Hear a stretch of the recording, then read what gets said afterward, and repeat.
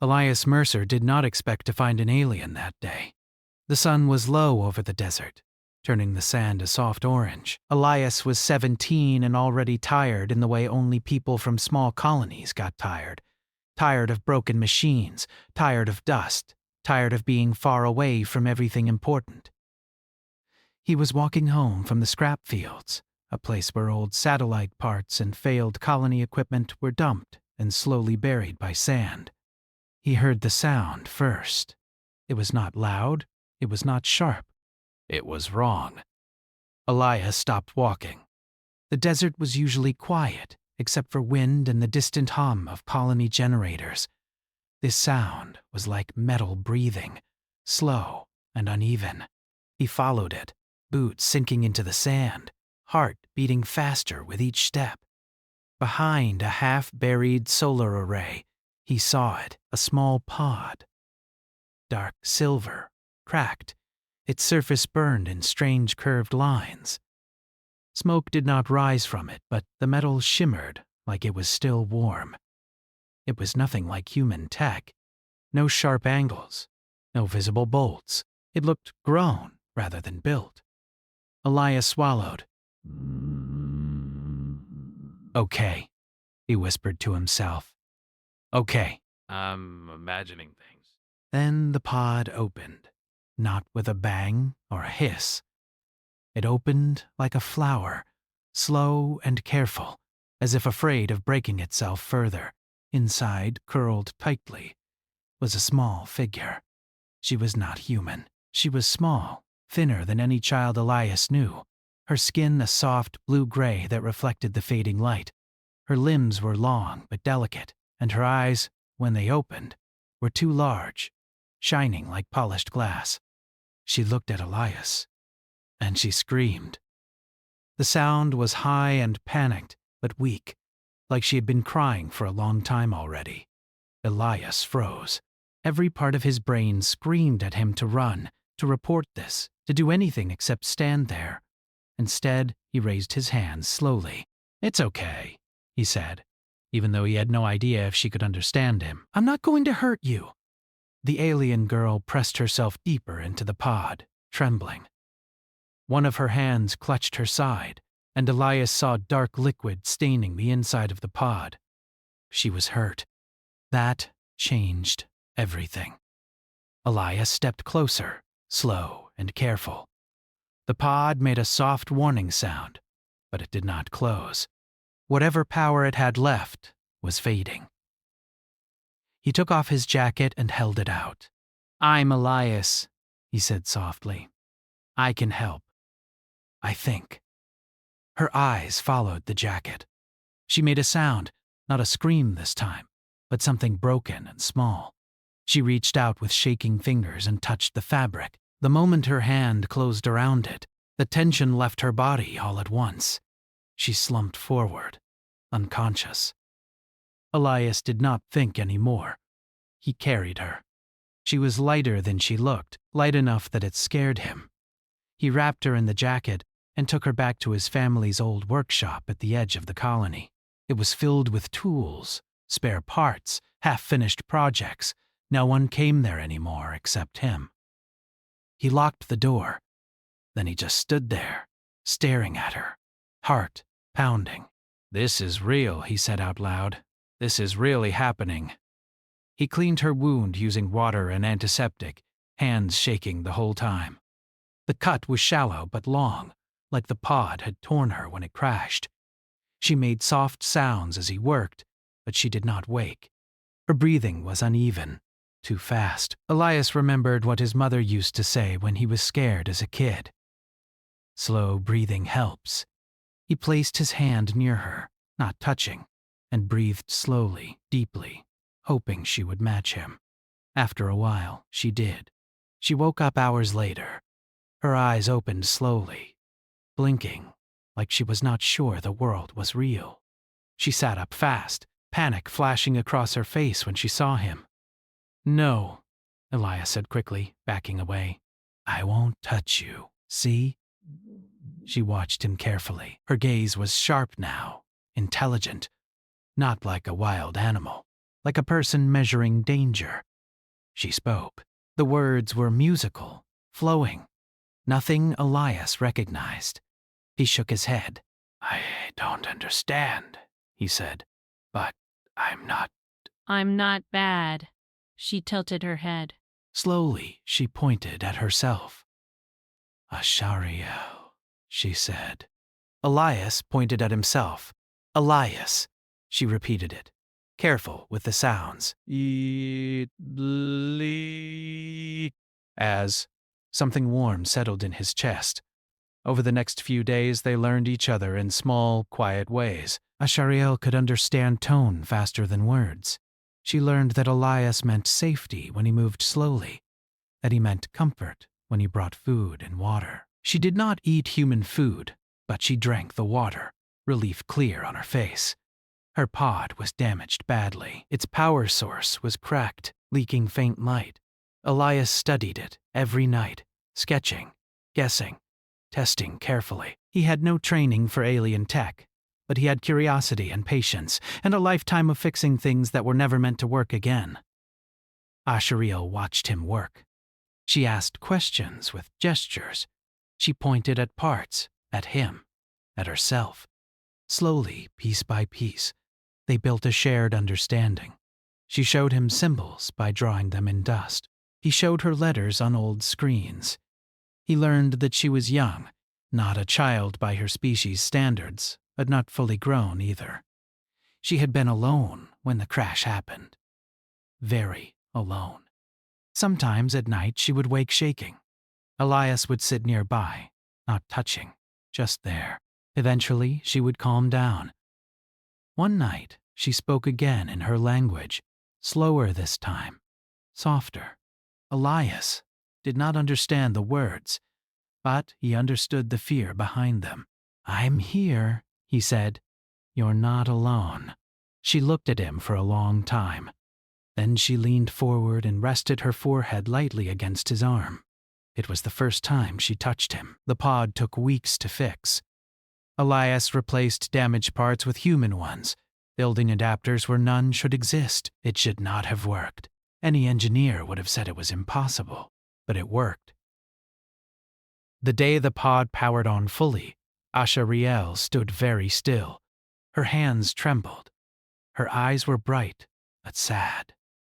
"You're going home," Elias said. She looked at him sharply, then at the pod, then back at him. She shook her head. "No?" he asked gently. She touched her chest, then pointed at the stars, then at him. Her voice shook as she spoke. Elias did not understand the words, but he understood the meaning. She did not want to leave him. His chest hurt. "I can't come with you," he said softly. "I don't even know where you're from." She stared at him, eyes wet, then nodded slowly. She stepped into the pod. Before it closed, she turned back. She placed her forehead against his, gentle and careful. Her eyes closed. She spoke quietly, words full of weight. Elias felt it then. Not the meaning, but the importance. The pod sealed. It lifted into the sky, light bending strangely around it, and vanished among the stars. Elias stood alone in the desert long after it was gone. He did not know it yet. But the universe remembered him. 15 years passed quietly for Elias Mercer. Life did not turn him into a hero. It did not make him famous. It did not reward him in any clear way. He grew older the way most people did, slowly, through small days and smaller choices. The desert colony became a city. The scrap fields disappeared under clean roads and storage towers. Elias finished his studies and became an engineer, just like everyone expected. He fixed machines, designed support systems, and helped keep things running. He was good at it. Not brilliant, just steady. People liked him. They said he was kind. They said he listened. They said he never acted like he was better than anyone else. What they did not know was that Elias measured every year of his life from one moment in the past, from the day a blue-gray girl stepped out of a broken star pod and changed his understanding of the universe. Forever. He never spoke about her. Not because he forgot, but because the memory felt too fragile, too important to let the world touch. Sometimes, late at night, Elias would look up at the stars from his apartment balcony. He wondered where she was, if she was safe, if she remembered the boy who fixed impossible things with borrowed parts and hope. He told himself it had been a strange moment, a once-in-a-lifetime event. The universe, however, did not agree. It happened on an ordinary evening. Elias had just finished dinner. He was washing a single plate when the lights flickered. That alone was not strange. Power issues still happen sometimes. Then every light in the building turned off at once. Silence followed. Not just the quiet of machines stopping, but a deeper silence, like the air itself was holding its breath. Elias stepped onto his balcony. The sky was wrong. A shape hovered above the city, large but smooth, reflecting the stars like a mirror. It was not aggressive. No flashing warnings, no weapons. Just presence. People gathered below, pointing, whispering, recording. Elias felt cold. His door chimed. He hesitated, then opened it. 3 figures stood outside. They were tall, wrapped in flowing clothing that shifted color with the light. Their faces were hidden behind smooth masks. Symbols glowed faintly across their chests, patterns Elias had never seen, yet somehow felt old. The one in the center inclined their head. "Elias Mercer," a calm voice said in clear human language. "We request entry." Elias stared. "You know my name?" "Yes," the figure replied. "You are known." His heart began to race. He stepped aside. They entered his small apartment, looking around with quiet interest. One touched the wall lightly as if feeling the shape of human living. "Why are you here?" Elias asked. The central figure turned toward him. "Because 15 years ago," they said, "you changed the fate of one of our own." The room felt smaller. The figure raised a hand and removed the mask. Elias forgot how to breathe. Her face had changed, but not as much as time should have allowed. Her features were more defined now, her posture confident. Her eyes, those large, shining eyes, were exactly the same. "Ashariel," Elias whispered. She smiled, not wide, not dramatic. "Just enough." "You remember," she said softly. "I never forgot," he replied. The world tilted. They sat. Ashariel explained, slowly, carefully. Her people were called the Lirathi. They were old, very old. Their civilization valued tradition, bonds, and responsibility above all else. When her pod crashed, she had been on a solo learning journey, meant to test independence. She had failed. By Lirathi law, a child lost beyond recovery was considered gone forever, until Elias found her. "You sheltered me," Ashariel said. "You fed me. You healed me. You protected me from your own authorities." Elias frowned. "I just helped." She shook her head gently. "You did what no other species had done before," she said. "You placed my life above law, fear, and personal gain." The other 2 figures stood silently. "In our culture," Ashariel continued, "to take responsibility for a lost one is to bind your future to theirs. It is a sacred act. It is not done lightly." Elias felt a familiar tightness in his chest. "I didn't know," he said. "I swear I didn't know." "We know," she replied. "That is why it mattered." She took a breath. "When I returned," she said, "my survival became a question that shook our people. The one who saved me was not Lirathi. He was human." Elias laughed weakly. "Humans don't usually shake anyone." Ashariel's eyes softened. You shook us. The galaxy, Elias learned, had noticed. Humanity had joined the wider community years ago, but quietly. Observed. Considered unpredictable, but harmless. Emotion-driven. Short-lived. Ashariel's story changed that. A human who saved without demanding. Who repaired without understanding. Who protected without authority. But that story spread. Elias stood up suddenly. Wait, he said. Why are you here now? Ashariel rose with him. Because the bond, she said carefully, must be acknowledged. I have reached full standing. I am expected to fulfill it. Elias felt dizzy. You mean? I am here to ask you, she said, voice steady but eyes searching, if you will accept what you began. The room was silent. Elias thought of the boy he had been, of the girl who had leaned her forehead against his arm because she was afraid. I never meant to bind you, he said. I know, she replied. That is why I chose to come myself. The other two figures stepped forward. If the human refuses, one said, the bond dissolves. No harm. No penalty. Ashariel's hands tightened slightly at her sides. But, the other added, her standing will change. Elias looked at her. Do you want this? He asked quietly. She met his eyes. I chose you long before I understood what choice meant, she said. But now I understand, and I still choose you. Elias sat back down slowly. He felt the weight of it. Not pressure, but meaning. I need time, he said honestly.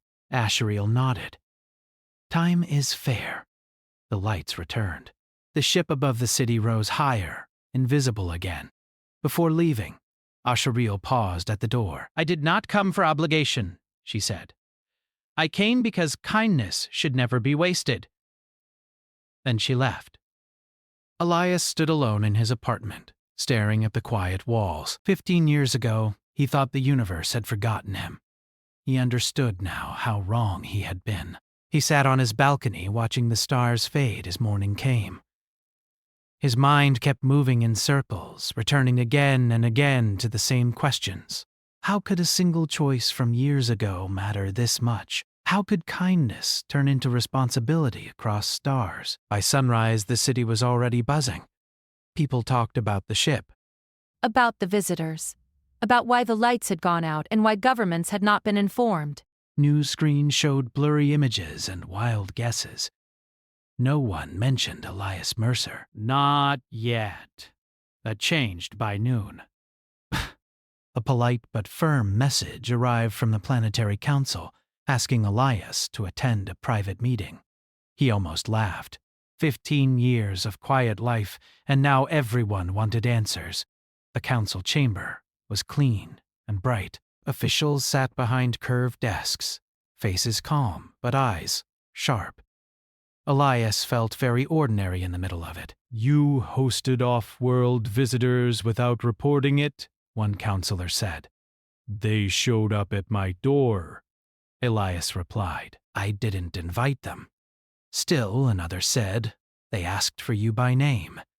Elias nodded. I helped one of them a long time ago. That was all he said. The counselors exchanged looks. After the meeting, as Elias walked out, he noticed something new. People watching him. Not hostile, curious, respectful. Like he had become a question they wanted to solve. Ashariel contacted him that evening. Not in person. Through a simple message device that translated her words into clear, gentle English. I hope today was not too difficult, the message read. It was strange, Elias replied. But I'm okay. I am glad, she said. Would you meet me tomorrow? Somewhere quiet.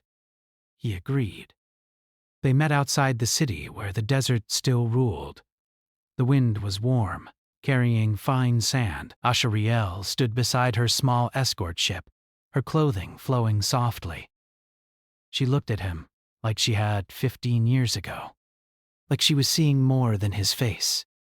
I want to explain more, she said. Not to convince you, only so you understand. They walked slowly. Ashariel spoke about her people's fear of uncertainty, how bonds gave structure to their long lives, how abandoning responsibility was considered the greatest failure.